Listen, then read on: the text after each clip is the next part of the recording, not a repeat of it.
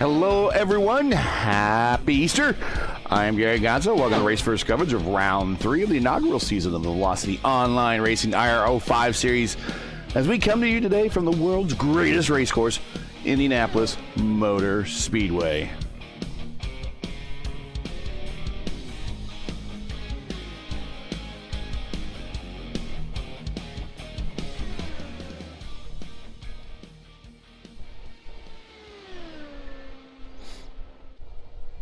Qualifications are underway for the 300-mile event that we got coming up just shortly. There you see the tree on the left. No times have been set, but we're waiting for those first couple of times to start trickling in, to start forming a field.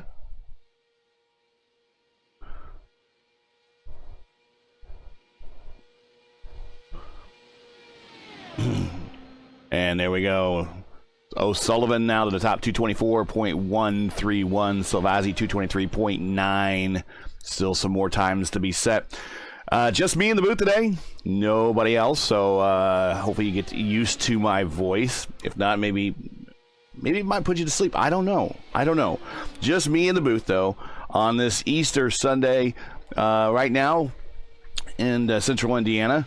On the racetrack in the virtual world and actually outside, it looks good, but I believe we got storms rolling through this part of the country here later tonight. But right now, as you see the weather on your screen right there, 96-degree track temperature, 65.8 degrees ambient, and then we have the wind out of the east, which you don't see very often here at Indianapolis. Wind out of the east going to the west at 6 miles per hour. So it would actually be pushing the cars into 3 right there, probably making the cars loose in 4, and pushing along their sides down the front straight, although the front straight is mostly blocked by a wind originating from the east, as you see. And then as cars round turn 1, it will be a headwind. And so we have that wind is very important, and it is a factor in how the cars drive here. That's why we have that new portion of the overlay up. But that is the weather overlay. Let's give you real quick on the rule set. No fast repairs. 5 tires, 1 on the car, 4 in the pits. 75% fuel, which should be right around 18 gallons, give or take. These cars, I think, used to take 22. And they would go longer, but the I think the limiting the factor to 75% brings it a little bit closer in line to what the DW12 and the IR18 has. Currently watching Zach Mertz right now. O'Sullivan's still on the pole provisionally, 224.7. Dozhenko 224.6. Lovern 224.6. Strauss to the top, 224.7. Real quick, the point situations with 53 seconds left to play. Julian Altena, 2 for 2 in this series so far. 2 starts, 2 wins is your points leader by 62 points over Matthew Weeks. John Silva, Pedro Bibel, and Ford Doshinko, that is your top 5. That is your overall top 20 right there. Matty Wagner on the course. And then, of course, you see Altena Autosport, your points leader in the team championship by 85 points, 282 to 197 over TI Racing. And Wagner in that Alex Tagliani livery. That's set on the pole here. And that's it. Time is up. We are going to go racing.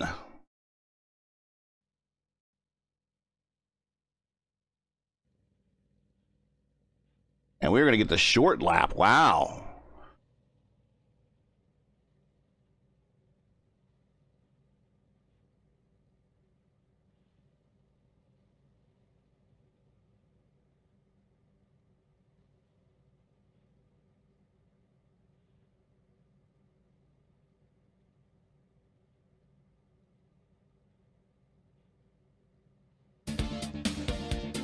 Let's re-rack that. There we go. As we are lining up, let's get the grid on the screen here for you as we're lining up on the backstretch. Matthias Strauss on the pole with a 40.2. Also Liam O'Sullivan, P2. Forward Odoshenko, P3. Gary Lover in a P4. Patrick Silvazzi, P5. Alexander Bonney, P6 in your first 3 rows right there. Yaroslav Donskoy, P7. Seb Kinder, P8. Zach Mertz, P9. John Christensen, P10. Matty Wagner, P11. Julian Altina, P12. Notice we have not left the 40.2 bracket yet. That's pretty impressive. Lucas Santos, 13th. Alexander McBean, 14th. And Santos and the McBean are the first in the 40.3 bracket. And then starting on no time, just lining up with their I rating, Matthew Weeks, Caleb Weekly, Chris Lewis, and Jonas Weber, 15th, 16th, 17th, and 18th. Rounding out the remainder of this 20-car field, Cedric Colbum is 19th, and Bill Colley is 20th.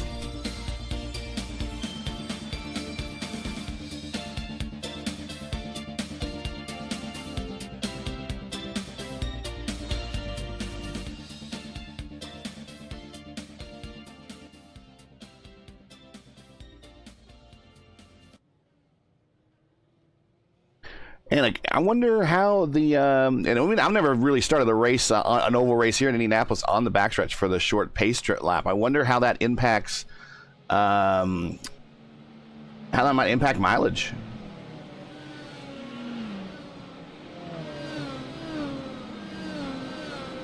Maybe get an extra lap out of everything.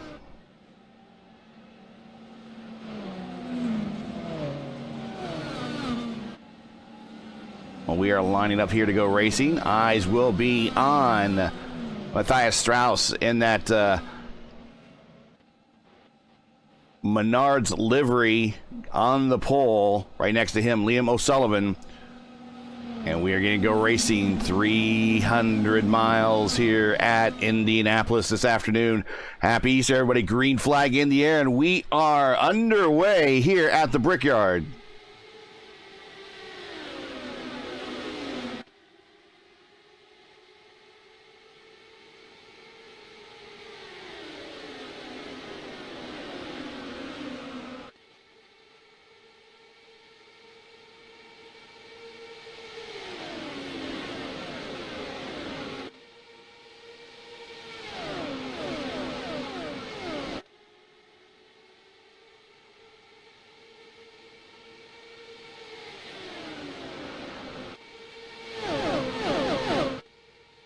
And coming to the Yard of Bricks to complete the first lap, Strauss will hold off his challengers.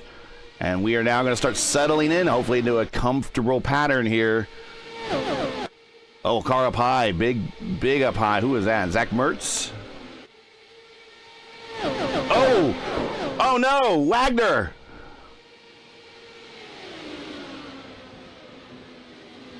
And we are caution.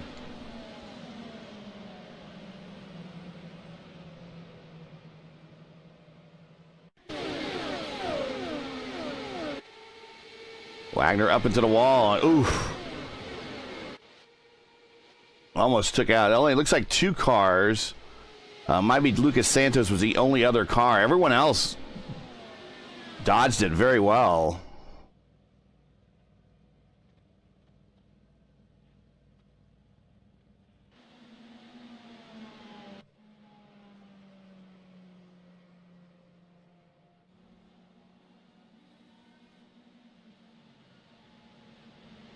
A little hard racing there early on brings us to our first caution.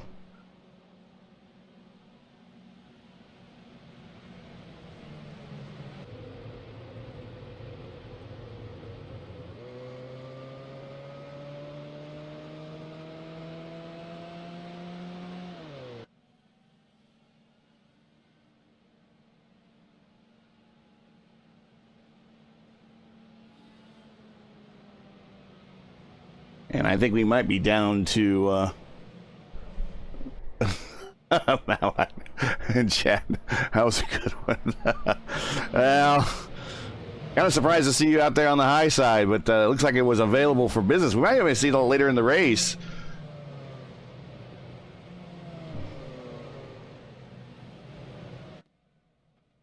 I think that is it for Matt Wagner. I think Lucas Santos might be done as well.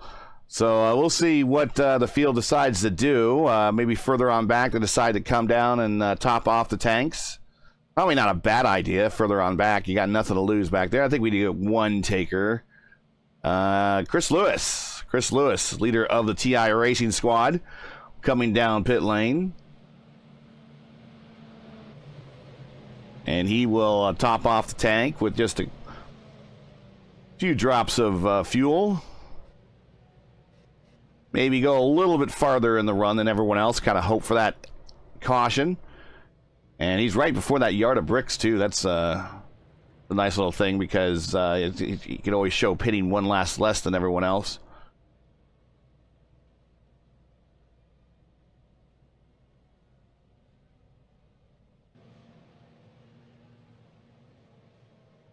Now I'll bring Chris Lewis line up 18th.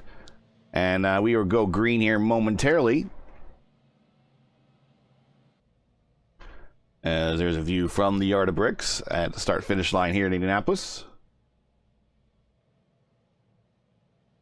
Here is one of the rare views from the spotter stand. Looking at turn 3. And there's only one spot in the entire track that you can see all the way around. That is on the top of the timing and scoring tower. Even if you go to the very top of these grandstands, which you see at the very high portion of your screen right there, very top of your screen, you still cannot see all the way around. So getting ready to go green. Pace car getting ready to make that turn on to pit road. Behind the attenuator, field is out under the command of Strauss. He can go anytime. We're starting to cording up a little bit behind him, but he is underway. Green flag, lap 5. Still a long way to go. Thanks for everyone joining us on this Easter Sunday here in Indianapolis in the VOR IR05 series.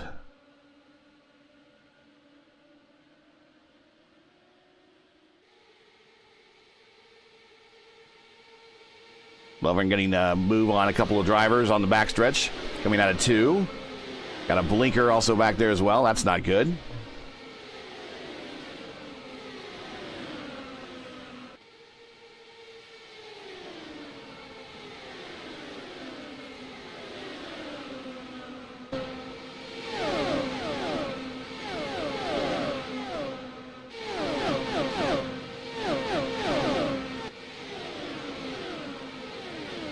Oblum to the inside.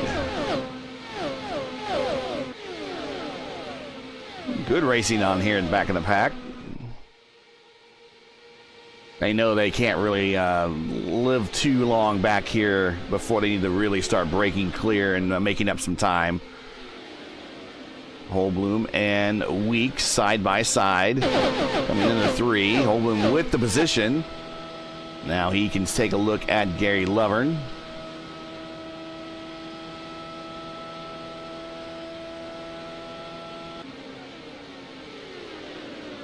Alexander McBean taking a look on Jonas Weber. Carnival, who do we got? Yarnoslav Donkoy and Bonnie.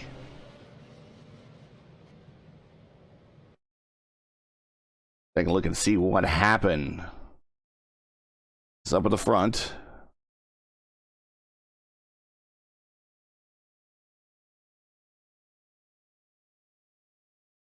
And, oof, Bonnie just ran out of room and takes out Donskoy. And, wow. Oh, and a car up the middle. That's Weeks. Another car. Holbloom. Oh, wow. Dicey, dicey, dicey.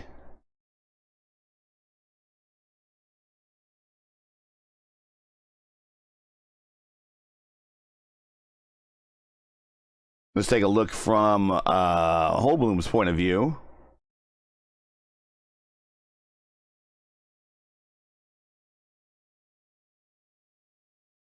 So he's going to see those are 2 cars top of the screen. They make contact. You start seeing the smoke now. Probably hear people on the radio saying caution, caution. Weeks goes through the middle. He gets collected. Oh, wow, what a move. Little luck, maybe a little skill. Cedric Holbloom now up in the 9th.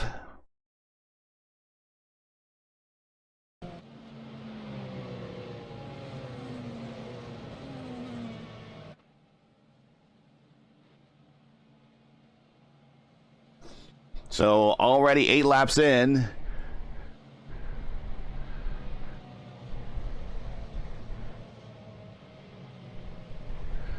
And then looking at Matty Wagner, aero tight. Okay, yeah, I wasn't sure how the aero was playing on these cars, but looks like I thought looking at practice you could follow each other pretty well, but it looked like that aero is going to play a role in what we got going on today. 99 degrees is now the track temperature, 65.8 degrees ambient. Wind still going to the west, which again you do not see very often in Indianapolis, at 6 miles per hour.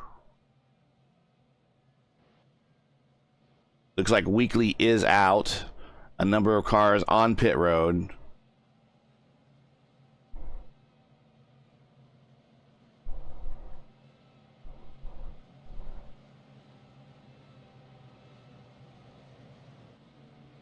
We'll update you here on the top 10. It is Strauss, O'Sullivan, Doshenko, Salvazzi, Mertz, Kinder, Christensen, Altena, Holbloom, and Weeks. Now is your top 10. Starting to run low on cars as well. We see Bill Colley coming off of pit road, getting topped off. Also with him is Jonas Weber. He is topping off. Chris Lewis, he topped off a little bit a while ago. Yeah, maybe you want to think about doing it again. Probably not a bad idea.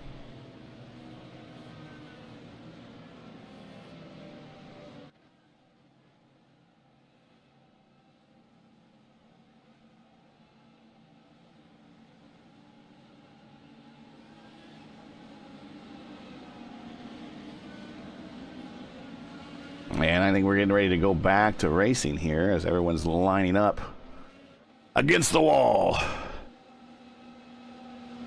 Lap 10 now. Come on, guys. Let's get a good run in. Green flag. We're back underway.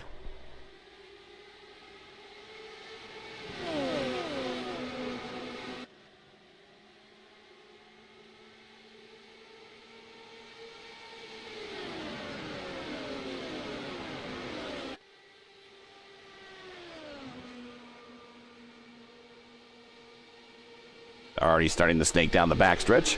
In the turn 3, here comes Strauss and O'Sullivan fighting for the lead since the start of this thing. O'Sullivan does seemingly have the pace to keep up with them. Doshenko in the 3rd spot there, falling back a little bit by about 3/10.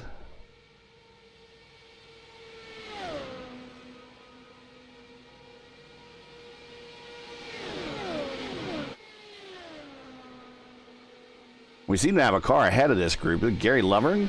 Yeah, Gary Lovern maybe stopped on pit road to top off or something and now falling a little bit behind, but he is still out ahead. Here we go, watching them snake down the backstretch. Backstretch also separates the infield portion from the regular portion of the Brickyard Crossing golf course that runs through here. Now, there are 3 holes, so when you do, if you want to, it is a public course. I believe you can come in and if you are a golfer and are so inclined, you can visit the a little puff of smoke there. Somebody had some contact here. We got a battle for P2, Doshenko and Sullivan. Yeah, if you're so inclined, you can get out there and golf on the course, and then the 3 holes are in the center of the racetrack there. They're not very long ones, of course, but then there's a tunnel that will bring you in and out. And most days when there's cars running, and they're big time dragging down the front stretch there, but most days the course is open. Of course, when the cars are running, the course is not open, and well, that's to be expected. Brickyard Crossing Golf Course. Cars coming out of turn 2 in front of the Riley Children's Hospital suites there. Down the back stretch. Strauss trying like mad to break the draft.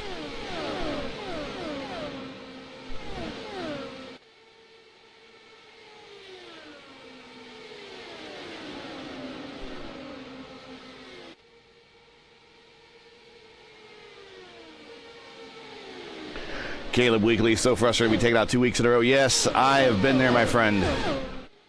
I understand. Scott Christensen, 44 with 2 great saves. Yep.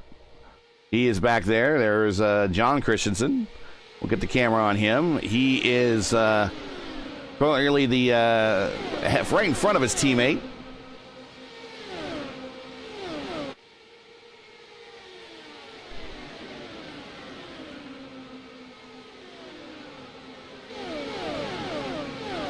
Yeah, right now, Maddie, I think I'm pretty good unless we get down to about 5 cars left, and then I might need someone up here to help keep me sane, and then someone to at least talk stories with, because it's going to be a boring race at this point. That's right, and there's a car on the wall right at the top of the screen.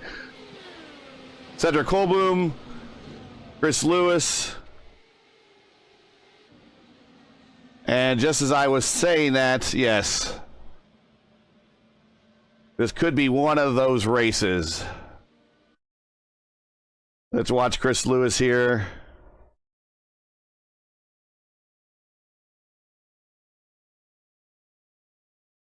Colboom just backs the wall and rebounds and nails Chris.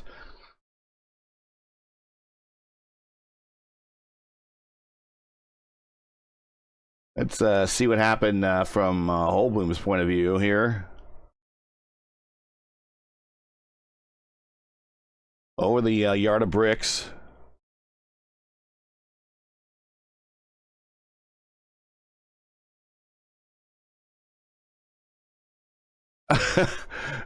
Wood, I'm trying. Oh, he goes right up in the wall there, and then bounces to the inside wall, and then ricochets back out across,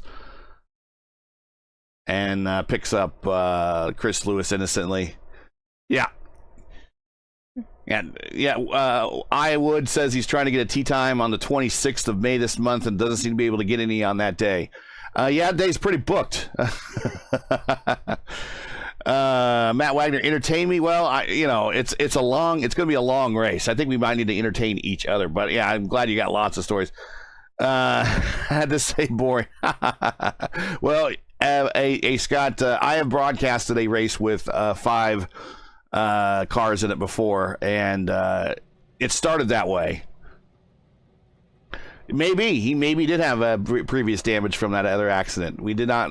He looks like he made it through, but I don't know if he stopped on pit road. I don't think he did, but he is now getting extended. Here comes everybody else down pit road, staying out. We got a couple cars. Colley's staying out. Probably good call on here. Weber's staying out. Probably good call on his part. And we got another car on the track there. I think that's Donskoy missing the front wing. I don't know how long that one can last for him.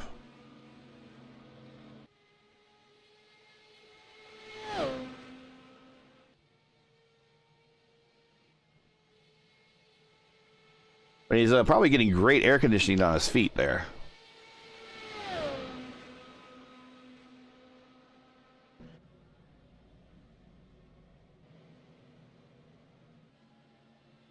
So move Weber and Colley up to the front here. They are going to play some track position.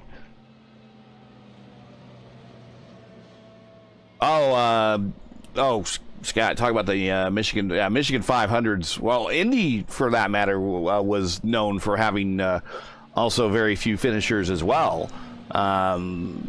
Those engines would grenade, or a lot of the transmissions would be very fragile. Not as the ones nowadays. If you see a blown engine in the 500, that's kind of a rarity. Most of the engines these days are pretty bulletproof, but the one that I remember is the Michigan 586. I think 8 cars, 2 cars on the lead lap. Third car was Al Unser Jr., and I think he might have been 8 laps down. Yeah, something like that. And that was a shootout between Jose Garza and Johnny Rutherford for his last win. Green flag again. Weber takes off nice and early, but Strauss on the inside of Colley going into one. Colley going up high. That's O'Sullivan following him through. Seb Kinder next in line. Colley staying high, keeping it off the wall. Not a good rundown because he had to back out of it. Not got a good run down the backstretch. I cannot talk today, guys. I might need someone else in the booth. But he's losing a lot of momentum there. That's what I'm saying. Trying to say, anyways. And into the wall. And almost collects another car. Hang on, Bill. Hang on, Bill. Hang on, Bill. Hang on, Bill. Car snaps back into place, but they are stacking up behind him. Julian to the outside. Gonna go 4 wide almost into the corner. Oh. I bet Julian ruled out of it big time.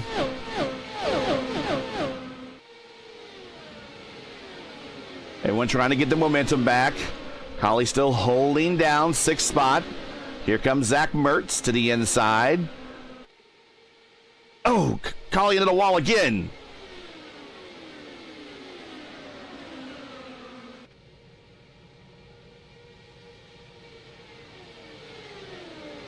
I think everyone made it by. Julian getting around his teammate. Also trying to get around Matthew Weeks side by side. Here's a battle between 2 of the points leaders right here in the championship.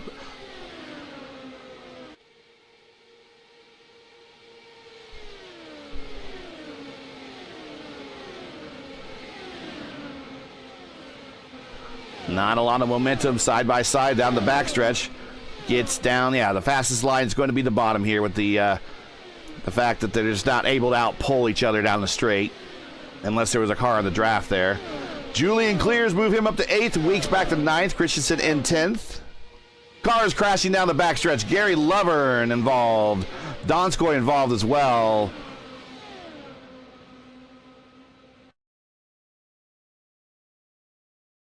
And we'll see what happened.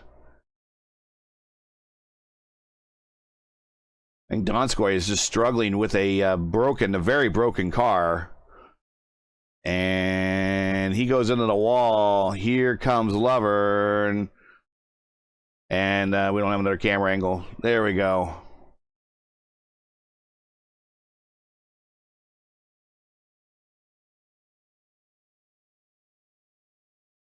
Looks like Lovern's a little bit damaged up front too, so he's probably kind of limping around as well, and he follows him right down. I thought it maybe just you when you're at full speed, you really just gotta go with your first choice, and first choice was not the right choice that time for Lovern. That's unfortunate, but we are still green.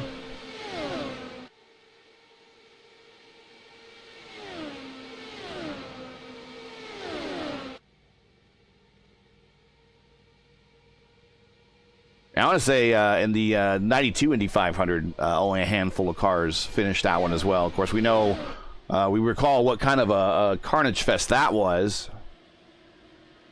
The only saving grace of that race is it was that it was covered up by a great finish. Jonas Weber is your leader, starting to break away by a second now over Matthias Strauss, Liam O'Sullivan, and we are caution again. And trying to find out who. Solvazzi.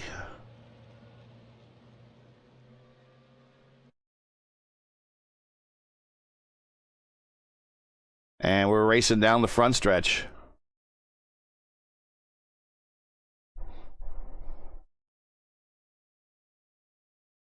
This looks like a battle between Solvazzi and Mertz. Mertz just sends it. And I think he got ran over by his own teammate.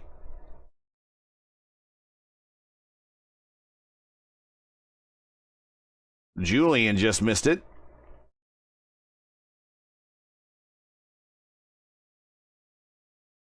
And let's watch from Julian's point of view here coming down the front stretch. Seeing this battle in front of him. He's out of the draft envelope, so he really needs to hustle it here.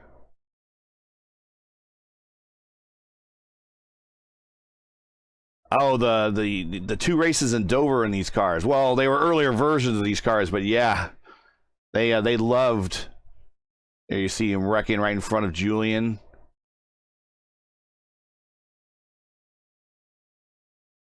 Oh, pops right up in front of him. Oh, wow. Oof. Yeah, GeForce and Dallara, the parts manufacturers, really loved the IndyCar Series, the IRL at the time. After those two races, there was so much carnage in those races. So we are back under caution again, 24 of 120, and yep, I think it's going to be one of those races. I think it's going to be one of those races.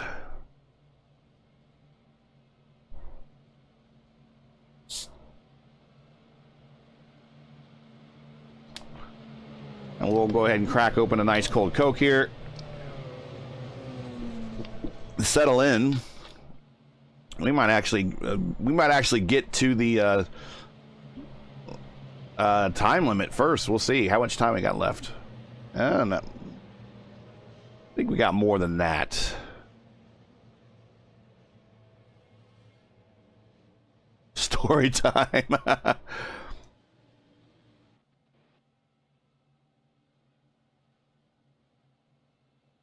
Who wants story time with Gary Gatto, baby? There we go.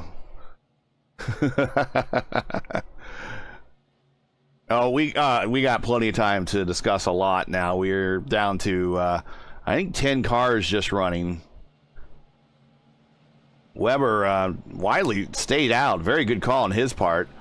Strauss is P2. Weber's teammate O'Sullivan is in P3. Seb Kinder P4. Dojinko is P5. Julian Altina P6. Weeks is P7. Alexander McBean is P8. Christensen is P9. And Colley, who might be driving a little bit of a damaged car, well, if he can just keep her going, is 10th. Mertz now on pit road. I don't think he's going to be able to get repaired in time. He is now in 11th. We're getting ready to go green. Let's get the camera on Weber. O'Sullivan looks like he was going to try to get a drop on Strauss. Strauss wasn't having any part of it. Took off. We are green. Still a long ways to go and not a lot of cars to get there.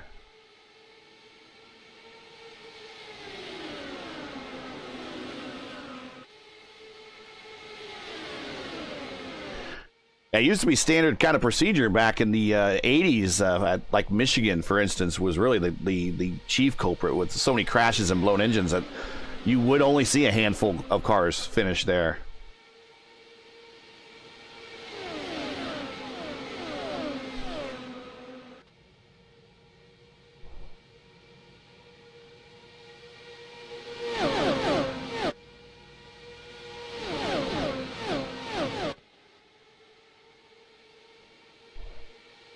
Top five, pretty close together. You can cover that with a blanket at the moment. But the race right now is going to be Fordo Dojinko down the backstretch, taking a look at the inside of Kinder, trying to get a run. It's not going to develop. He's going to keep it down there, though, and he's going to send it. And just like that, he is up to 4th.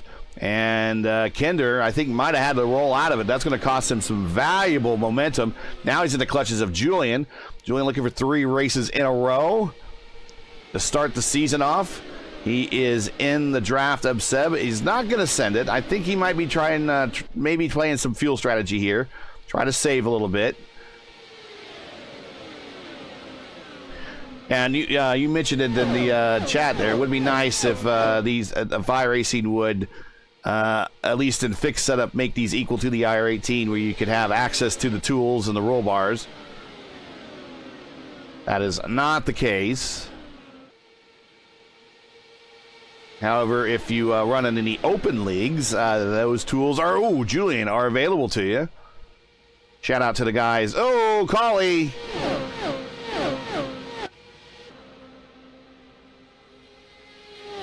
Colley's struggling right now.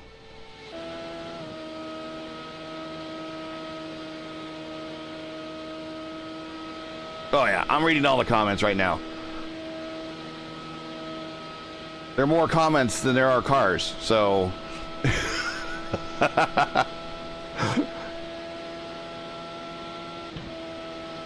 No, you cannot.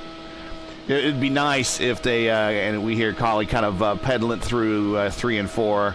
That's where he was loose last time. He got a long way to go there, Bill. But hang on, buddy. Back up front.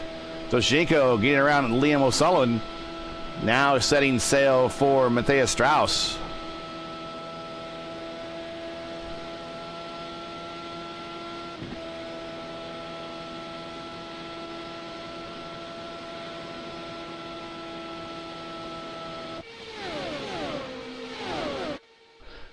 Yeah, there was I think a couple times petitions were kind of put into iRacing staff to kind of get in, and I don't know what type of programming it would be to unlock those. I don't think it would be too hard, but the problem is they're legacy cars. But they were nice enough to update the damage model on them.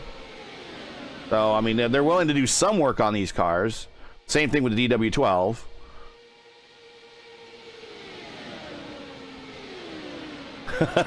Trying to get this race. I want this to settle in too. I still got to cook dinner, and then I got to drive my daughter and take her back up to school for Easter weekend here. That's another 2.5 hour drive that I still have to do tonight, and 2.5 back. So I'm going to be up to the wee hours. But yeah, I want green time racing here, boys. Julian leading the second pack, 5th, 6th, 7th, and 8th. Side by side, Weeks and Kinder. Weeks getting the spot. McBean following through. Kinder staying high. Kinder giving, McBean giving a lot of room. Here comes John Christensen.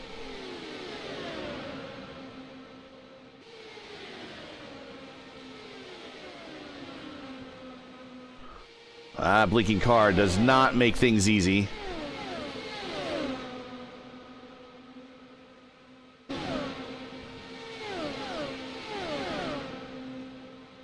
And we're back to single file in that group. Well, Bill Colley in the background. Looks like that car's still not handling right for him. Just trying to make some laps.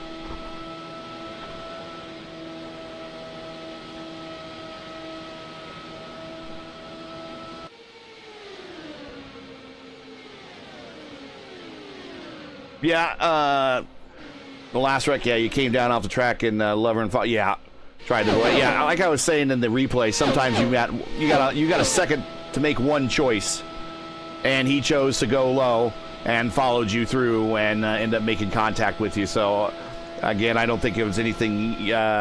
It was obviously your contact with the wall that led to that, but I don't think him necessarily. If there was no contact with the wall, he was obviously not going to hit you. So I don't think there was anything malicious there. There are some leagues, though, and I don't think VOR is one of them, but if you do cause a wreck and you do hit another innocent driver, you will get an EOL. But those are just other leagues that I've been in before.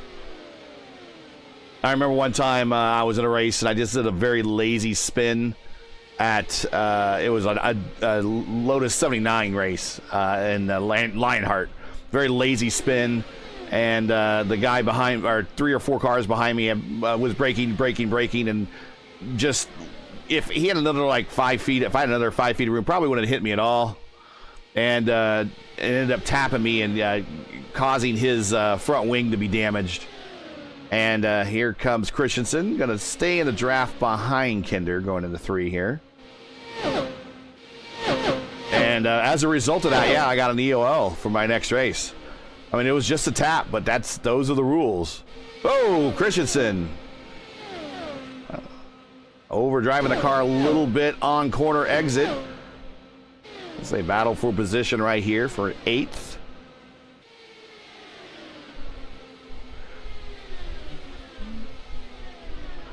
Jonas Weber is at 27 laps into his current stint, and he is leading this group right here. He's going to have to pit sometime soon, and that's probably why these guys have not racing him very hard. And he's not going to have a friend to come out with.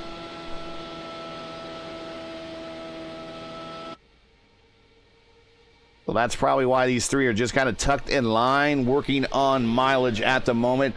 Everyone behind him, 20 laps on the current stint.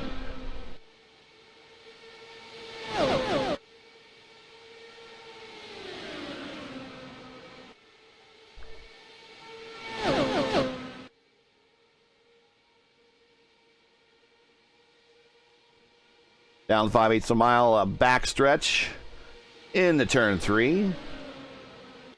Into the north chute. Car's getting a little loose there, looks like. Doshinko trying to take a peek underneath, and here comes Weber to pit road. Oh, and we got a wreck already, and they were wrecking on the front stretch. Oh, and if this is what I think it is, this is... I think Weber was coming to pit road, and I don't know if he called it out or what, but here he comes to pit road, goes down. Oh, no. Well, I don't know. Did Doshinko get loose off the corner?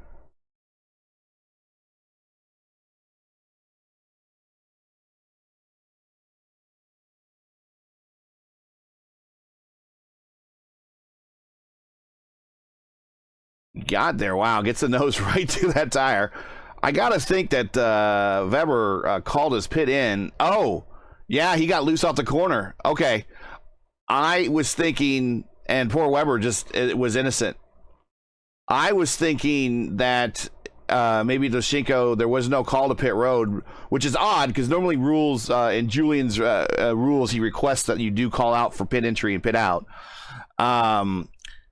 That he was trying to catch a draft and just Weber slowed down and he ran in the back. It looks like he got loose off the corner once the clean air hit his front wings. Oof.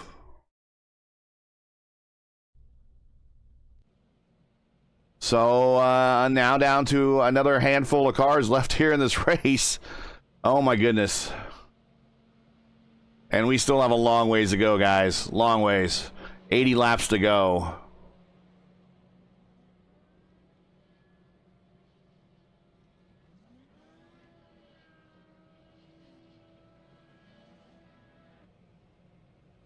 What's up with the graphics with the have you ever see that in the background? The rear wings are like way off the ground, and then as they draw closer to the screen that they come in. I wonder if that's a new as a result of the change they've made. I've just noticed that here.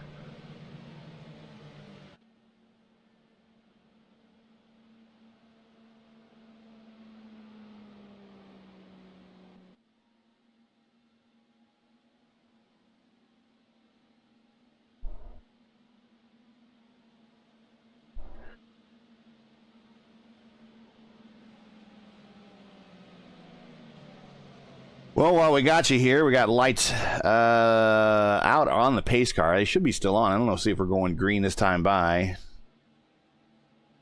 Oh, bunt cake is out, and it's come out perfect. All right.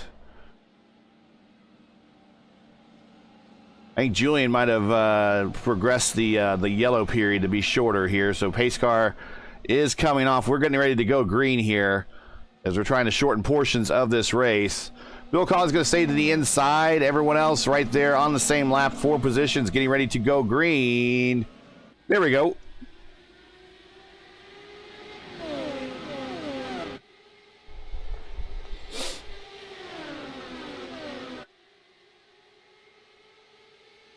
Through the south end of the racetrack, right there along 16th Street. Here's turn 2, right behind there. Yep, they're the suites and the Brickyard Crossing clubhouse there. Backstretch separating the infield and the regular portion of the Brickyard Crossing golf course. And the turn 3. Right behind turn 3 is a residential neighborhood. And north part of the racetrack, parking back there. Turn 4, back over there by the Coca-Cola Bottling Company, which has a big lot there. That's called the Coke lot.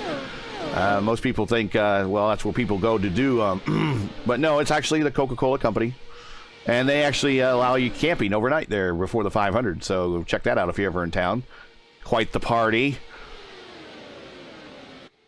Back to turn 2, down the back straight.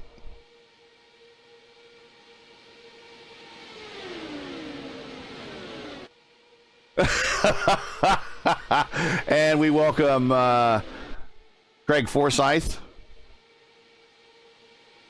And of course, we want to thank him for talking to Pappy Forsyth for keeping the Long Reach Grand Prix in the IndyCar family. Day drinking before Easter dinner.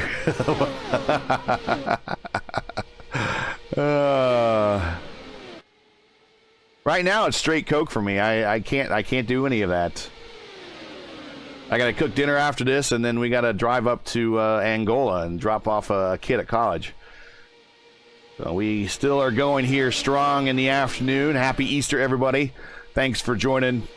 This is Race First coverage of the Indy 300 for the VOR IR05 series. Been a bit of a rough going here, to say the least, to start this one off.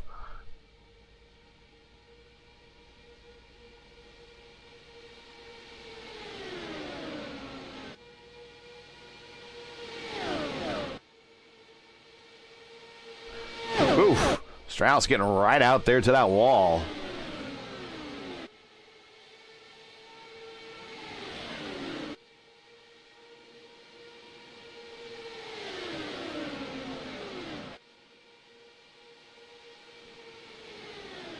Turn 3 bleachers. Sat there for many years myself for the 500. Turn 4 bleachers are the best in my opinion because you get this great shot down the front stretch.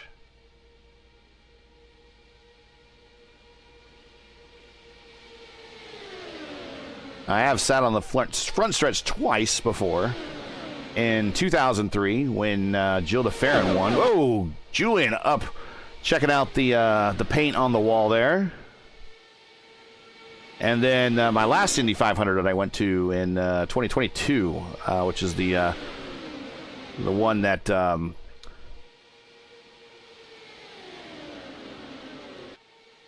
Castro Neves won.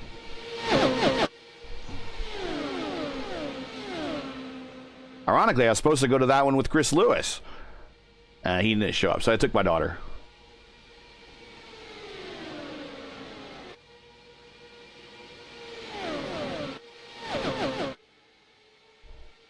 .45 of 120, settling a little bit into a bit of a rhythm here.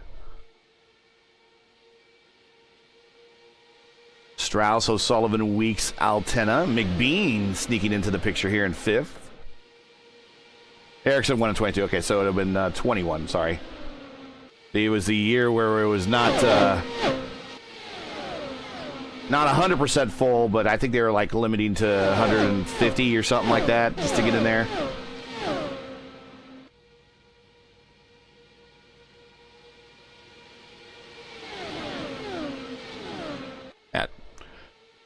And we're getting the group together there in the turn 4.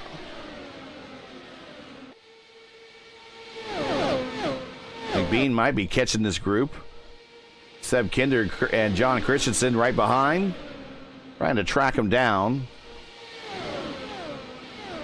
And there's Bill Colley back there in 8th, struggling with a ill-handling car from earlier incidents, but keeping it going nevertheless. He's guaranteed himself a top 10 finish.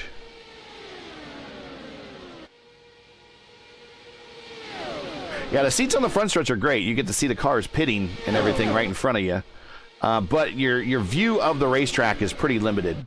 So thankfully there was one of those big TVs that was right directly across from us, and we could see most of the race going on there. And that's basically, they just have the NBC feed coming to these big TVs. So that's another nice thing about Indianapolis Motor Speedway. Just about anywhere you sit, if you can't see the whole race, chances are there's one of those big TVs in front, in the infield in front of you. You can check out what else is going on. Down the front stretch, over the yard of bricks.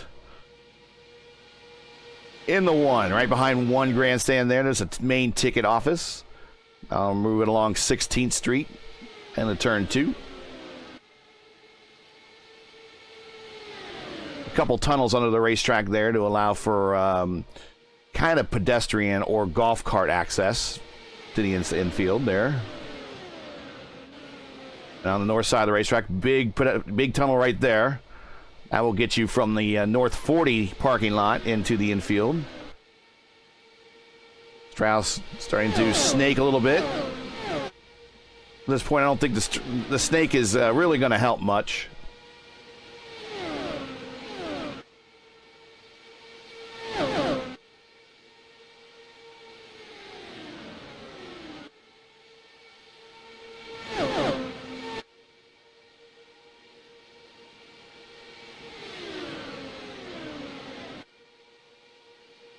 Julian to the inside of Sullivan.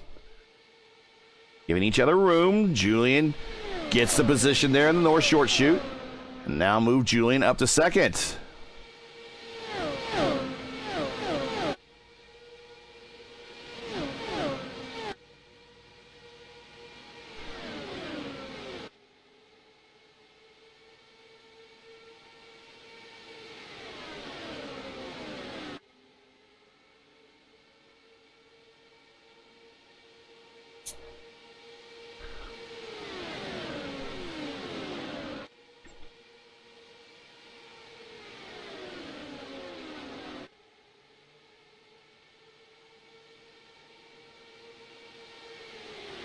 And while we are settling a bit into a rhythm here, first of all the track records you need to know about Indianapolis, the single unofficial track record set by Ari Leyendyke in 96 on Fast Friday, 2:39.267. Do you want to take a look at the inside going into 2? And then the single official lap record set on day 2 of quals in 96.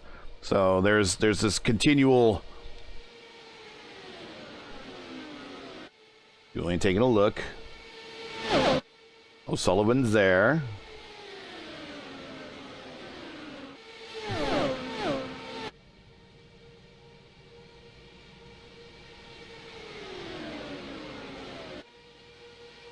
So it's the official single lap official single laps record. 237.497 set by Ari Leyendyke on day 2 of quals in 96. The fact that Leyendyke set all the records on day 2 of quals still kind of has a wrench in the record book because they are no longer kind of doing that type of qualification procedure anymore at the Speedway. 4-lap official record is Ari Leyendyke, 236.986 miles per hour. That was also on day 2 of quals. Do you want to take a look to the inside at the yard of bricks? Nope. Going to take a look to the outside? Nope. Going to back out of it and get back in line going through 1. Lifts just a little bit. Going to stay right there. A little bit higher. Get some cleaner air on that right aeroplane. Not airplane, aeroplane. The pole 4-lap record, 234.217, set last year by Alex Palou. Excuse me. Now, hello, Palou. That is now the pole record. So when Leyendyke qualified, he got his day 1 time disqualified, and so he had to go qualify for day 2. Day 2 qualifiers, even if they were faster than anyone in day 1, they could not be moved ahead of those people. They would be moved to the first spot available on the field, and then everyone that qualified later that day would be lining up according to speed behind that person. So that is why Leyendyke still has the official track record, but not the pole record. And that's why, conversely, Alex has a track record, but not, or the pole record and not the track record, because you see what I'm saying? Different rule set back then, how they used to do things for qualifying. The official lap record in the race is Eddie Cheever, also in 96. He was driving one of those big Menard Buicks at 236.103 miles per hour. And the official race average was Helio Castroneves, in 2021, and a 190.690. I believe that was a year that we might have had only 2 cautions. Of course, everyone remembers, the big one everyone remembers was Rahal losing that tire as he was trying to come up to speed on the access road coming off a 2. Julian to the inside. He might have the shot here. Strauss kind of keeps him pinned to the bottom. Julian going high. Oh! He's going to get that back, and Sullivan's going to follow through. Julian might have to recoup here. And he's got Weeks now as part of this group. 2 wide going down the backstretch. Weeks decides to follow Julian. Julian's going to stay high. Going to have clean air. He's going to also have a good run up into the short chute. Sullivan's still underneath him. No ground gain there. Julian off the corner. Almost in the wall. Weeks, excuse me, not Weeks. The McBean might have got the wall. And Karn, oh, and Strauss. How'd that happen? Oh, he just got loose off the corner.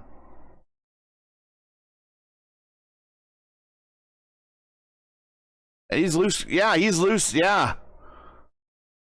Oh, my goodness. Oh, and right nosed into the attenuator. I don't think he could have hit any more direct.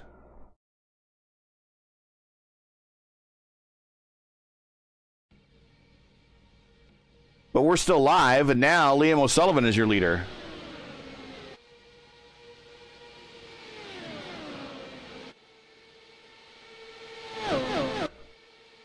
Now 7 cars remaining. Julian did hit. Okay. Looked really close.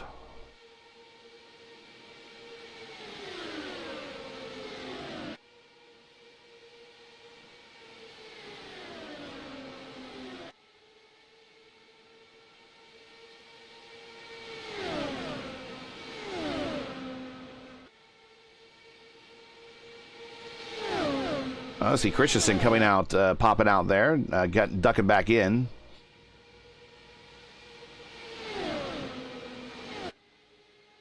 Of course, everyone, and there's Julian to the high side getting the position over O'Sullivan. Of course, everyone does know the Mount Rushmore of the 4-time Indy 500 winners here.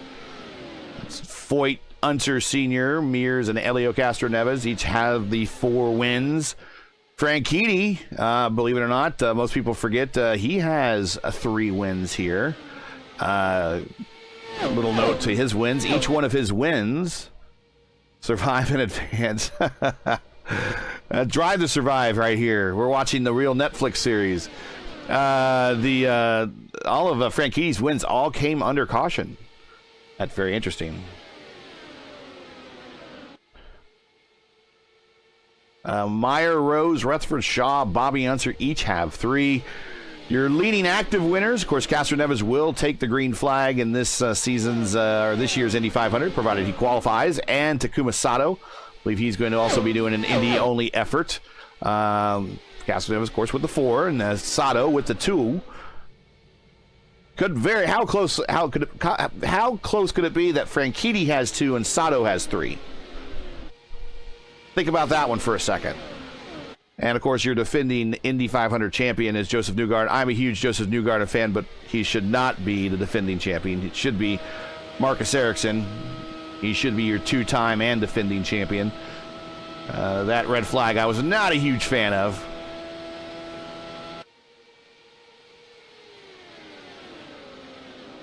Of course, Team Penske. Figuratively and literally owns the Speedway. Yes, we are halfway. We're getting there. We're starting to click these things off. A couple pit stops still to go. It's actually Penske Entertainment, not Team Penske, but Team Penske figuratively and literally owns the Speedway. They have amassed 19 wins between 14 different drivers here in the 500, starting with Mark Donohue in 72.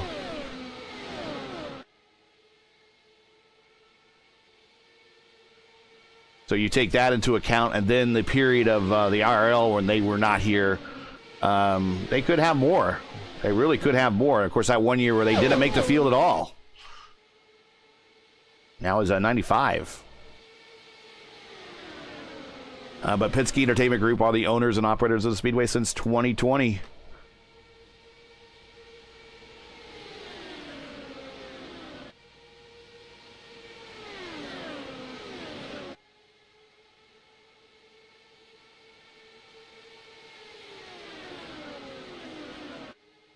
Well, if we got you to stir this Easter afternoon after brunch, maybe you've done some Easter egg hunts.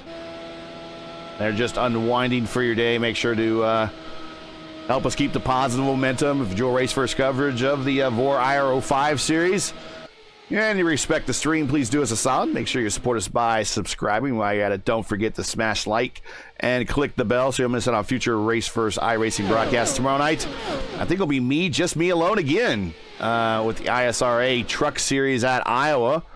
And then Tuesday night, we'll have everybody on hand, our A-team, for our signature show, the IndyCar iRacing, the iRacing IndyCar Oval Series. God, if I could talk today, it'd be amazing. Their top split race at 8:15 p.m. Eastern. And it'll be, that was Matthew Weeks getting a little squirrely on exit. He's going to pit road. And he gets down. Hopefully he didn't speed. And this week, the fixed open series, or the fixed open series, the fixed oval series. See, I'm just having, I guarantee, I'm telling you folks, I'm not drinking. I'm just watching 6 cars go around a circle, 7 cars go around a circle right now. Weeks getting regular service done, down and away. And 8.5 seconds, not a bad stop.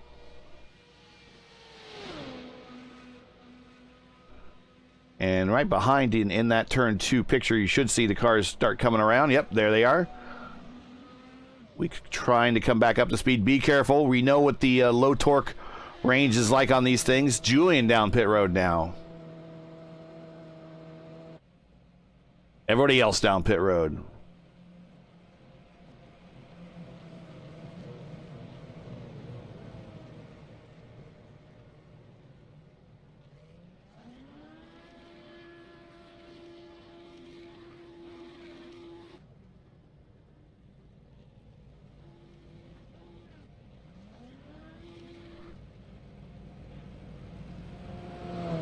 And move McBean up to 3rd there. Good stop from his part.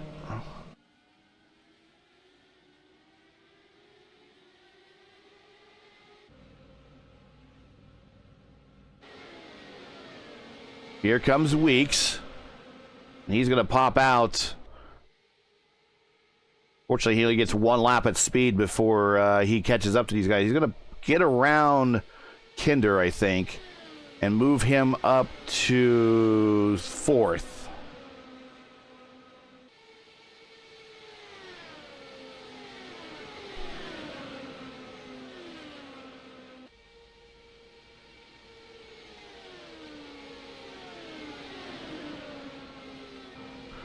So let's reset after the pit stops because we don't have to wait very long on this one. We got Julian is your leader. Liam O'Sullivan is P2. P3 is Alexander McBean. He's up 11 spots. Julian Altena's up 11 spots. Matthew Weeks up 11 spots. Bill Colley, who's kind of struggling with an ill-handling car, as you can see, flirting with the grip strip up there on the high lane of Indianapolis Motor Speedway here. He is up 13, just hanging on.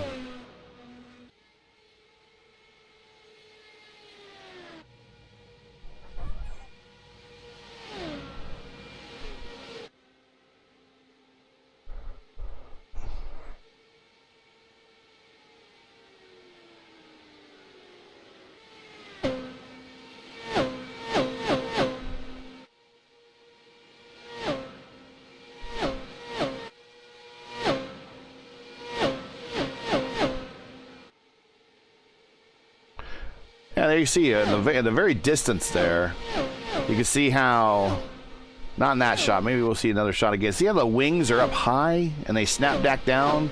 It's weird.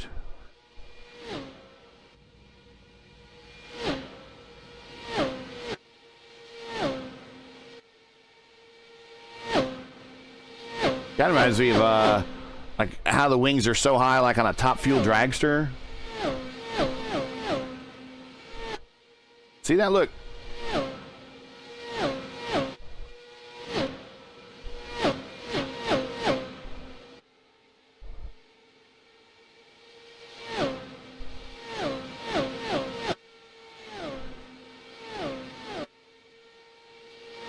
Very weird.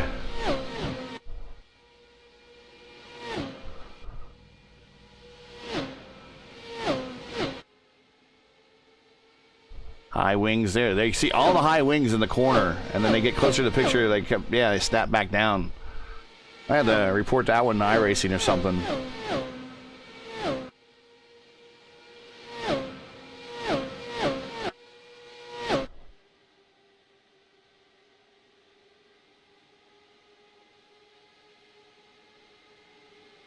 Let's ride with Julian here, since we don't really seem to have any battles on the racetrack at the moment.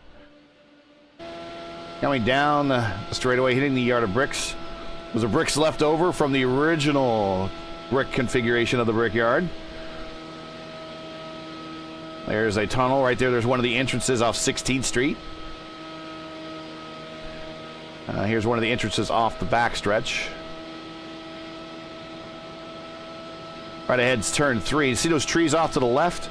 That's a residential area, and the owner of the house below those trees, back in 2020, built a tree house up there so he could climb the tree and watch the 2020 Indy 500 from his tree house. Of course, running down Georgetown Road. Georgetown used to meet up here with 16th Street, has been since been now a dead end at 16th. Just too much traffic there.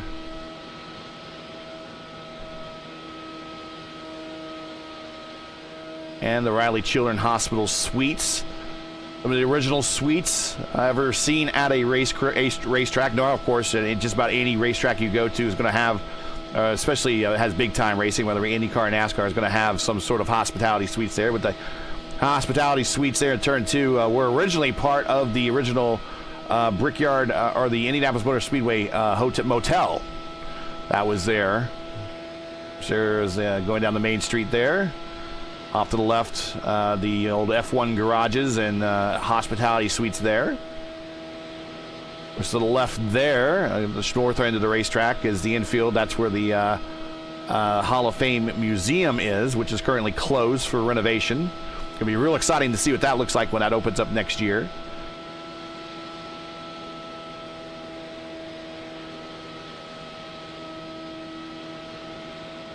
And then, of course, running down again, turn 4, down Georgetown Road. On the other side of Georgetown is a lot of residential. As they become available, the Speedway's been buying up a lot of those lots, leveling the houses there, and is turning it into additional parking. A lot of times you see RV parking there.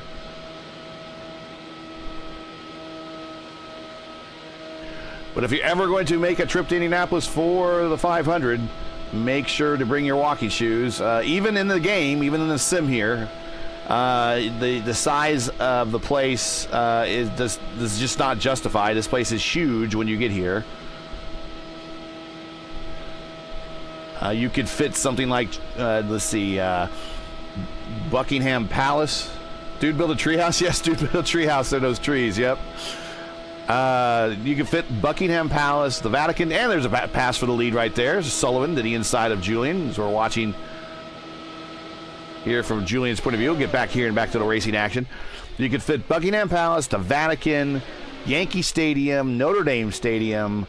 What else can you fit in the middle there? I think you could fit almost all of the Big Ten stadiums. I think I saw a Big Ten graphic. Of course, NBC does the Big Ten games in the fall, and I think they showed a graphic where you could fit almost all of the Big Ten stadiums inside the infield here.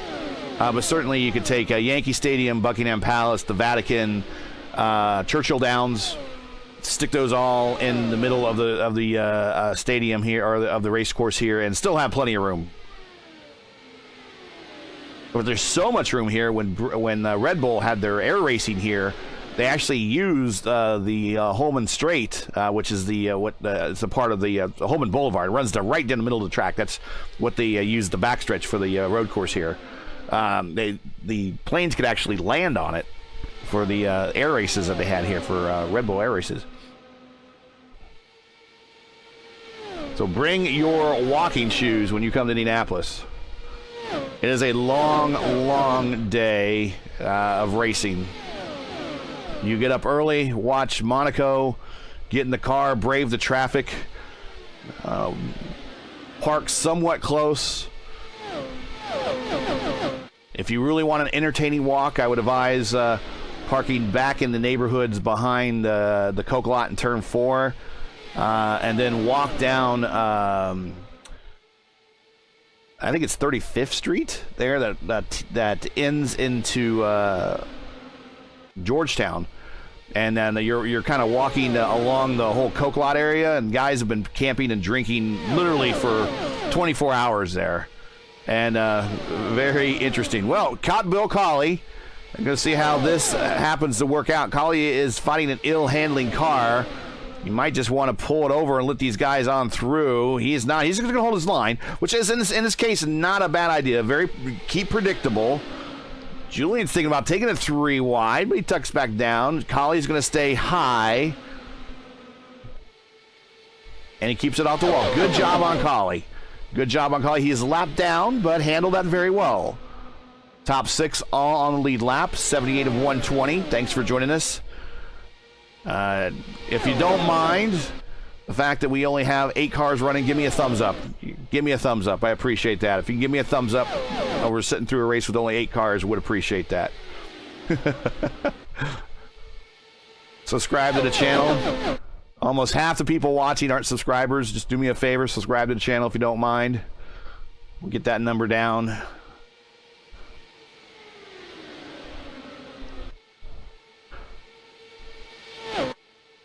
Of course, got a lot of races coming from Indianapolis here that are going to be on the service that we'll be covering here on Race First. We'll have Indy 500s for the Dark Horse Series later in their season. We're going to have a Indy 120 or 300 also in the Formula Indy Series coming up. They're only racing the entire month of May. Done and done. Thanks, Scott. Appreciate it.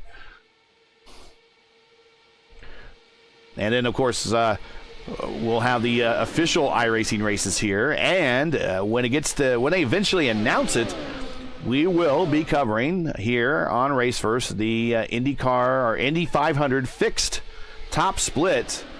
And if they keep it on the same schedule, that's normally a Friday at 9 p.m. During that whatever race week they declare, and we will be covering the top split for the first time. Which, if you want to check out something different, maybe a little bit later, we did 2 years ago when they were still allowing us to broadcast. Of course, last year was kind of the dark period when they didn't have iRacing didn't have the full license. We carried the bottom split of the opening session of the fixed Indy 500. That was interesting. That actually had towards the end, it had about the same number of cars running still. I think the strength of field for that race was like a 720 or something like that. But we didn't really use it as a race to, and I encourage you to go watch it. It's not a bad race, not a bad broadcast. That's some good information. Got some good people on the call with me, helping make that race something more informative. But basically everyone needs a place to start, and even the first people that first time you hop in the car, everyone's a rookie. Everyone has trouble driving these things, not just the IR05s, the IR18s.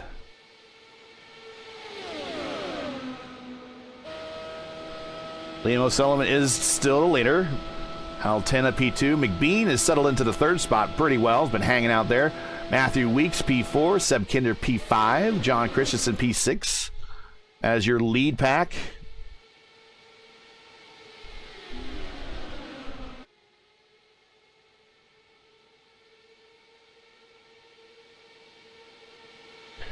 Everybody's 17 laps into their current stint, with the exception of Weeks, who's gone 18.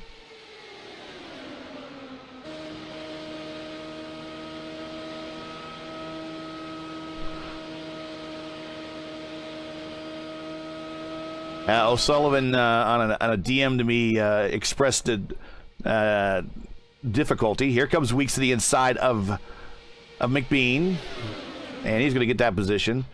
That he had expressed some difficulty in the R18 VOR race here was it last week, I think?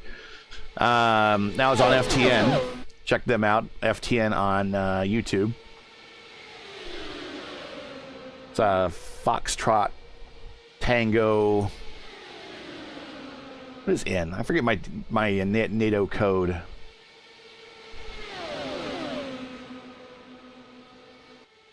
Anyways, he was saying that he was having issues in that race, and I just told him, I was like, just about every VOR Indy 500 I was in, or Indy 300 for that matter, I had all sorts of difficulties. We're going to go 3 wide. Nope, we're going to stay 2 wide here, as Weeks is moving to the inside Oh, kind of pushes O'Sullivan up a little bit.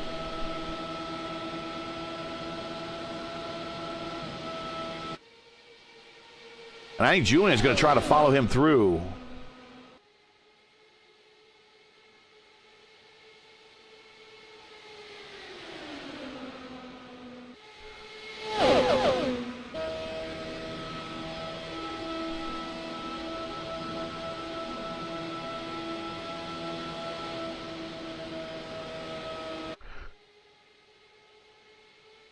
Now, with the way that we've been having luck today, I do not want to see these three up front get in contact with one another and take out the three behind.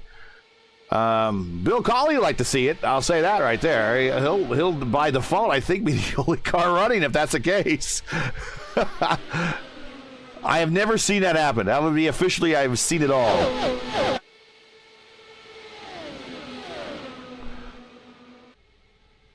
And O'Sullivan to pit road. Does he get it down to the limit? I think he does. This is a scheduled stop.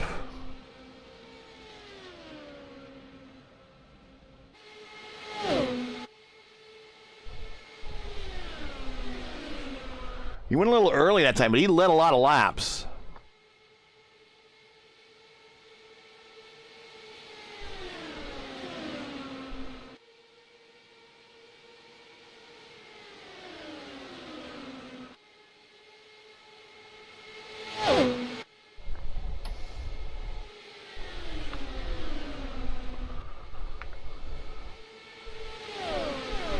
And that would be N for November. Yes. Foxtrot, Tango, November. FTN. They've been covering the VOR IR18 races this year. I've been joining them in the booth.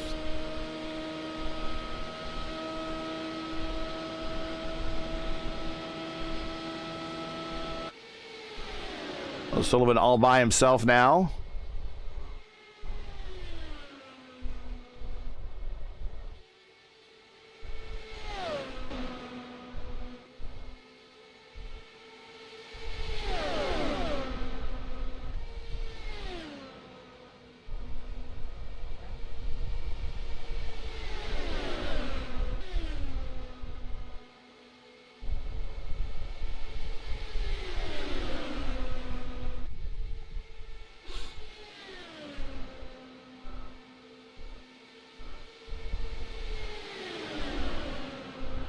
Well, once again, if you're just joining us, it's been a very eventful first 90 laps here at the Brickyard for the VOR IR05 Series Indianapolis 300. A bit of rough going very early on. We've kind of settled into a bit of a routine here, but we have just 7 cars remaining out of 20 that started.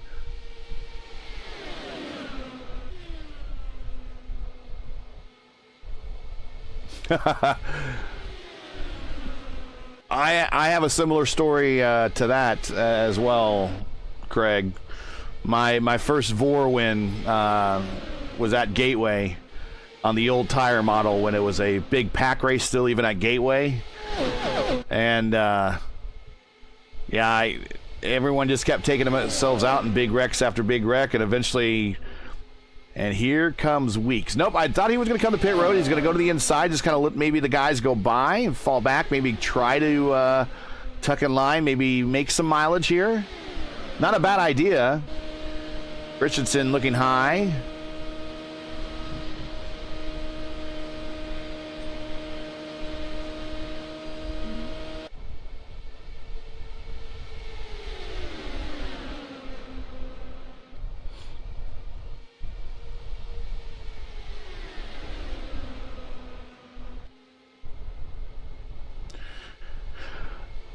And once again, this is round 3 of the VOR IndyCar IR05 Series 2. Coming to you from Indianapolis. Here comes Weeks. Oh, did he get down? Hopefully he got down. That's not a penalty. We're coming to you from Indianapolis. We're joining out 10 of leads. With about 30 to go. Less than 30 to go. Not done so already, make sure to smash the like button, subscribe to the channel so you don't miss out on the next race. Let's see if Weeks then comes down off the jacks and goes. And he does. No penalty. And he might have a racing partner when he comes out.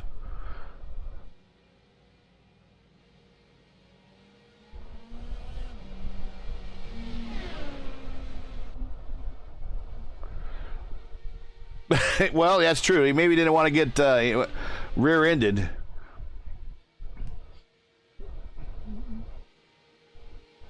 And O'Sullivan cleanly gets around Weeks. Weeks is going to be behind O'Sullivan quite a while. Everybody else on pit road. Everybody else on pit road. Moving. Let's get the cameras to the front stretch here. Where Julian is down. McBean is down. Kinder is down. Christensen down. Julian. Wow. O'Sullivan gets the jump.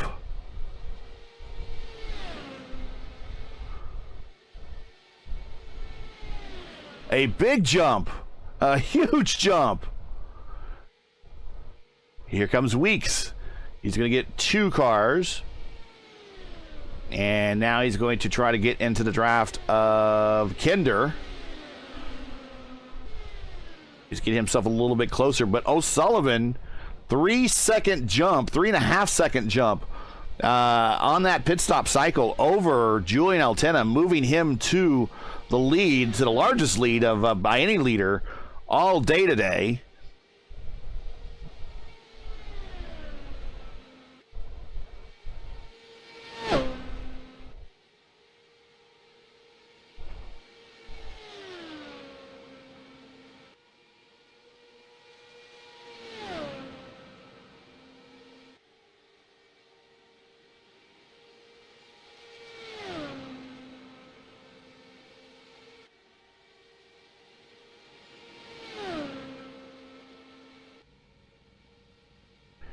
Now in this lap, that should be his final stop. Let's see. Ooh. Be close. He went 21 laps last time. He's short pitted, but he has a huge lead. He might be on his final set of tires, too. Not sure of that count.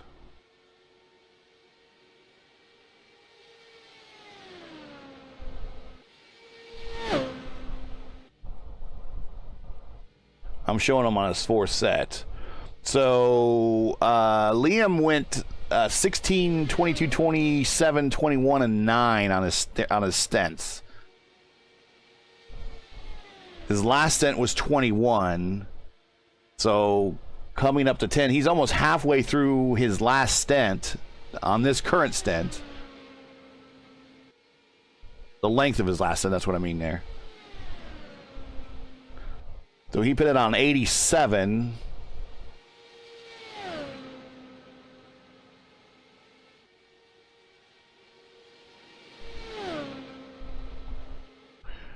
And start breaking out calculators. I don't think he can make it.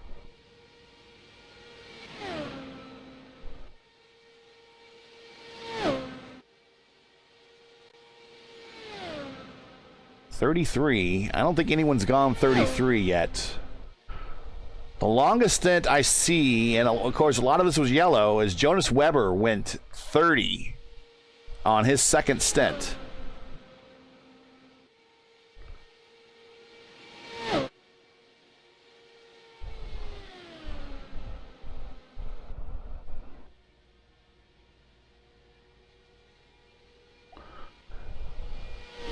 And Julian went 27 on his last stint.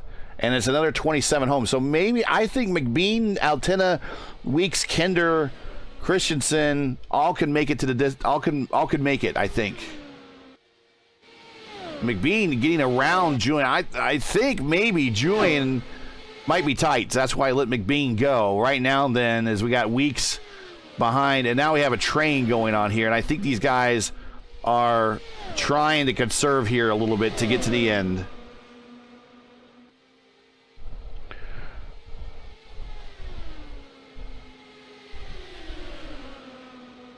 The leader just turned a 40.6.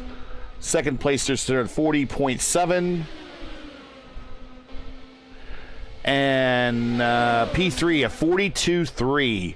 So I think the second group is trying to save fuel.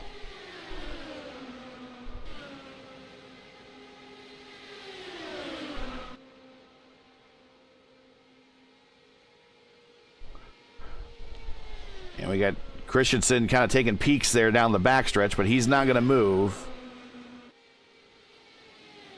Coming to lap 120 to go. You can hear that. You can hear in their engine sounds. Let's ride with Seb Kinder.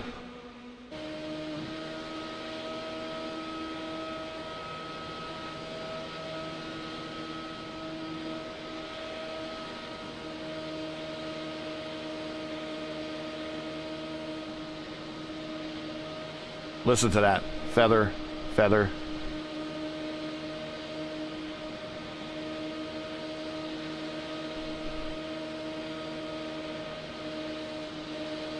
So this is how like most of these IndyCar races go. Exciting first part of the race. Kind of a middle portion of the race as everyone kind of gets into a rhythm. And now as the strategies unfold, a bit more intrigue. Who can make it?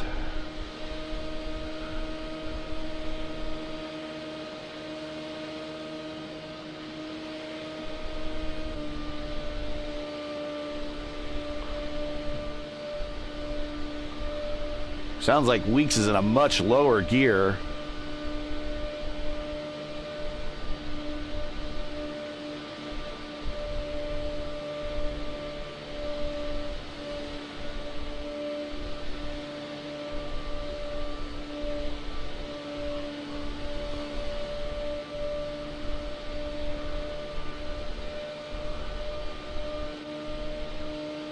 Julian, kind of the same thing.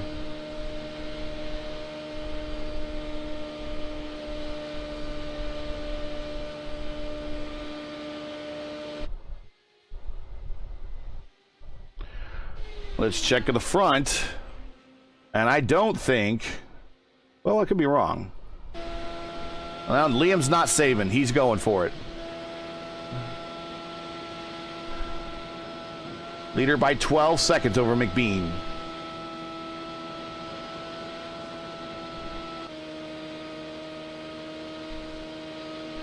I think McBean is in fuel conservation.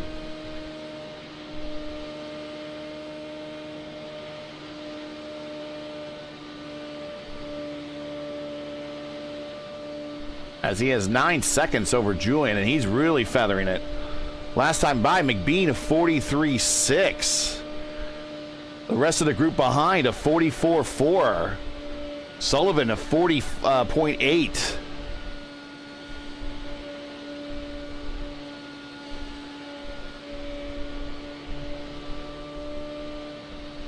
McBean, listen to this lap. He's like he's barely, he's not even going to get to 200 here on the front straight. A 44.9.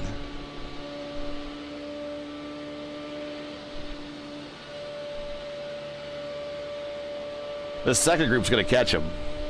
Or the group behind him is going to catch him, excuse me. Now he's up to 200.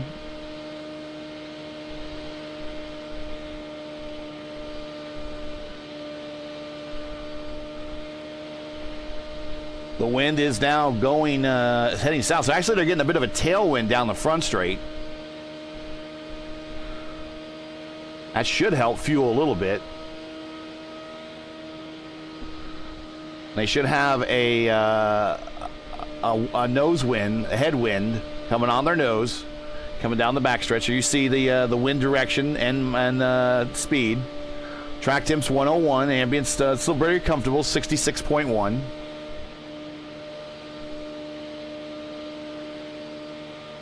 And McBean is now your leader as O'Sullivan comes in and tops off.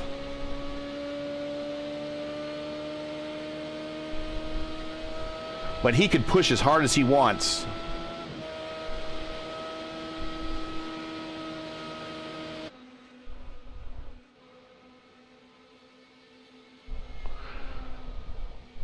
So he went 18 laps on that last stint.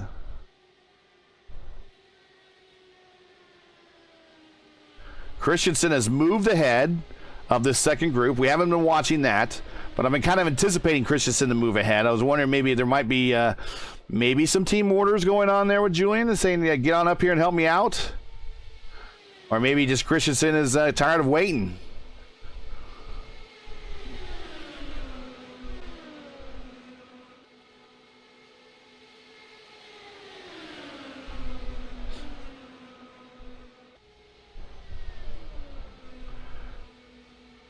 Christensen now 4 seconds to McBean.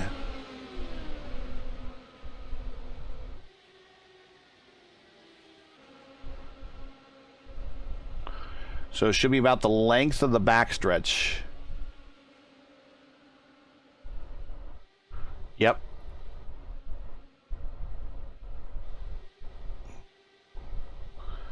.2.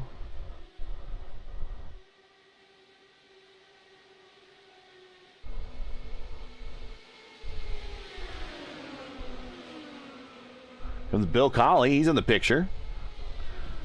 I'm glad that he's been able to hang on.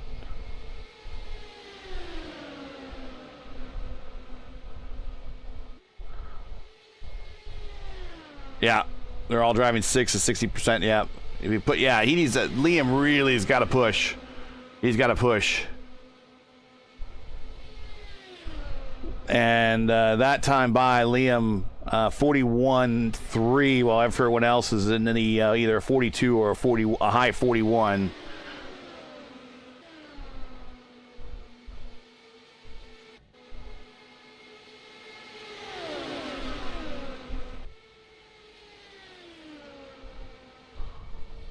And we're going to start seeing Christensen in the same picture, coming to 10 to go very, very shortly.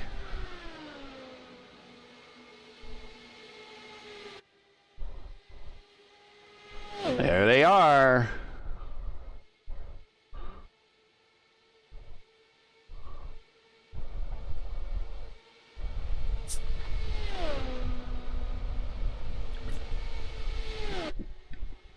Now McBean is by himself. He has nobody in front of him.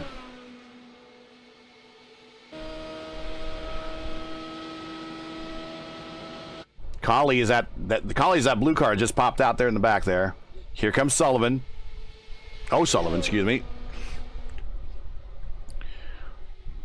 When you talk IndyCars, it's hard to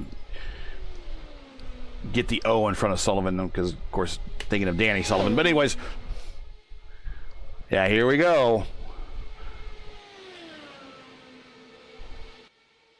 They're closing that gap, 3.2. McBean not, I think he's at 100% now.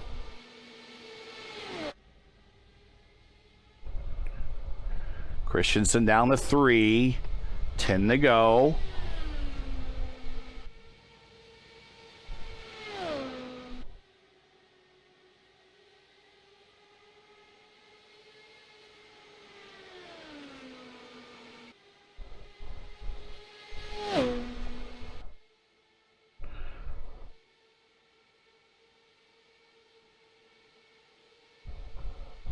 That time by McBean, 42.6.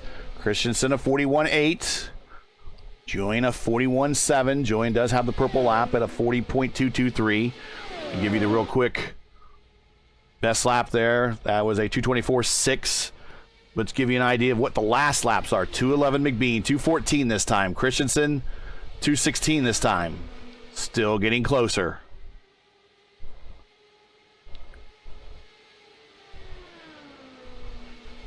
The intrigue is high now. Oh, Colley. Oh, and there's going to be a caution. Caution with 9 to go.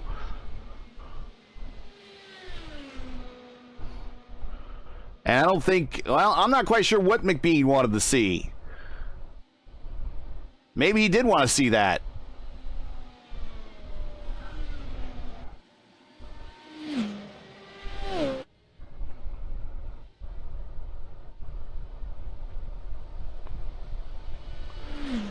I know who wanted to see that. This guy.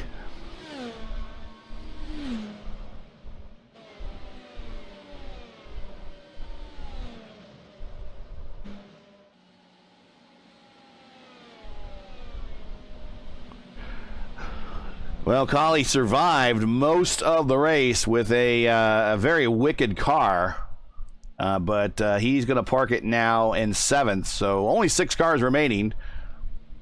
Very much like an old kart race from the late 70s and the 80s.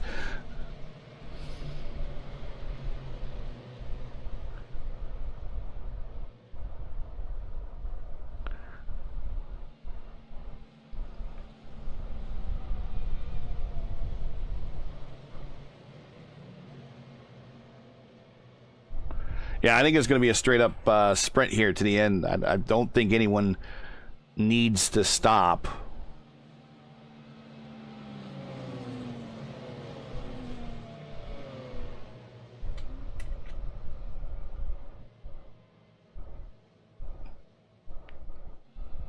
I could be wrong. It wouldn't be the first time.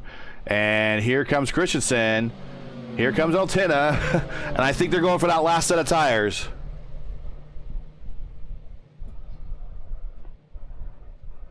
Or maybe to top off, I don't know. But that made things a lot easier for Liam O'Sullivan. I'll tell you that much right now. That's a fact. So let's get back to the pits. You see Julian up on the jack, so he's going to a new set of tires. Christensen away. Weeks is away. And I want to see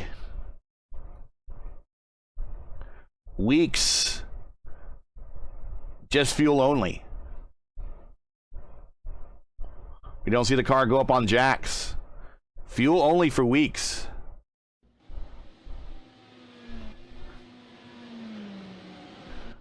So we have McBean who's staying out on 21 lap old tires. We have O'Sullivan on 9 lap old tires in P2 with enough fuel. Weeks is on 22 lap old tires, I believe. Just topped off on fuel.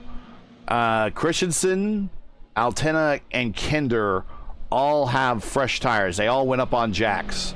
So that normally means that they're going to get fresh tires. Lights are out on the pace car. We're going to go green with 6 to go.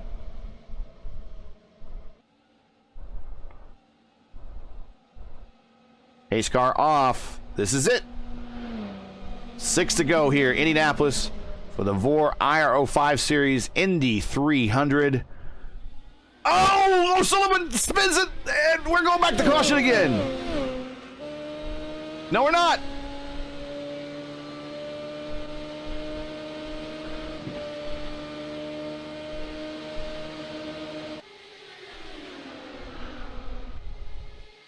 And again, it looks like I'm just kind of speechless. O'Sullivan got taken out by the low torque, low power range of these things. And send Weeks to the top. Hang on, McBean. Don't keep in it, buddy. Julian down low. Now going to join Christensen. Julian going to stay high. Here comes the snake down the front stretch.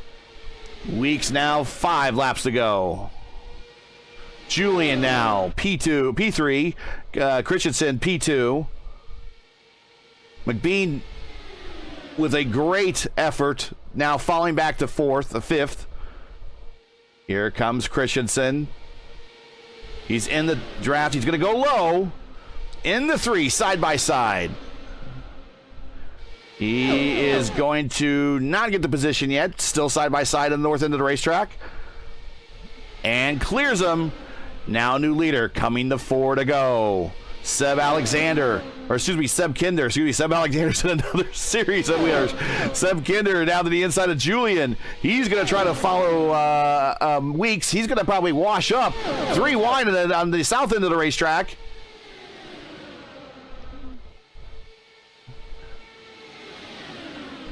Now here comes the snake. It's being more active as they're trying to break the draft. Christensen starting to work his way out in front of this group out a little by 2/10. Julian to the inside of Weeks. Through the turn 3, into the chute, into turn 4. Julian might have it on corner exit. He does. He goes ahead and clears it now. Move Julian up to second. Seb Kinder up to third. Weeks down to fourth. Christensen 3 to go.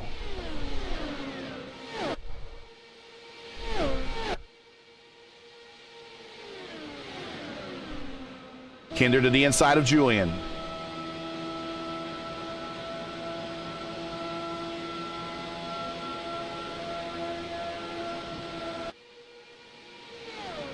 Christensen by 7.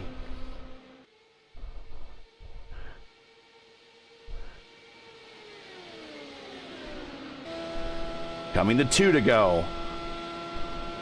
Christensen trying to push that throttle deep into the floorboard as far as it can go. If it can go further, he push it further. Leader by 9. Kinder now to P2. Side by side with Weeks and Altena. Kinder starting to pull away. A lap and a half to go. Christensen looking at the biggest win of his VOR career at any level right now. Looking at square in the face in the short chute. Down the 4. Way off the white line. Running it high, but keeping it off the wall. Looking at the white flag. 1 to go. Leader by 8. Down to the white line into the chute. Kinder reeling him in. Down to the white line again in 2. Exit off of 2. Clear the wall. Starting to do the snake to break the draft. Julian trying to hang on to third. He cannot help his teammate at this point. Half a lap to go. Down into corner 3. Down to the white line. 2 wheels just below the white line. Kinder trying to cut into it. It's leader by 7. Coming off of corner number 4. Christensen. Been a member of VOR for a very long time, been a member of Team VOR just recently in the last couple years, but he is going to win his first race on the IR05 series, and he does it at Indianapolis.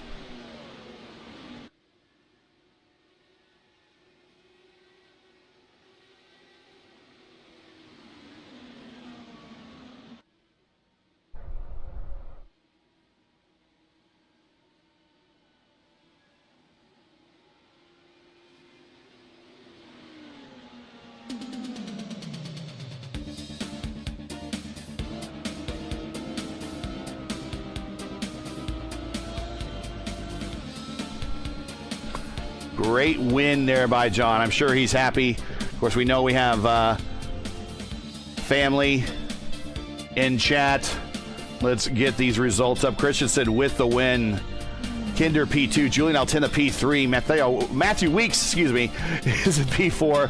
McBee with a great run in P5. Liam O'Sullivan in P6. Colley P7. Strauss 8. Weber 9th. Doshinko 10th.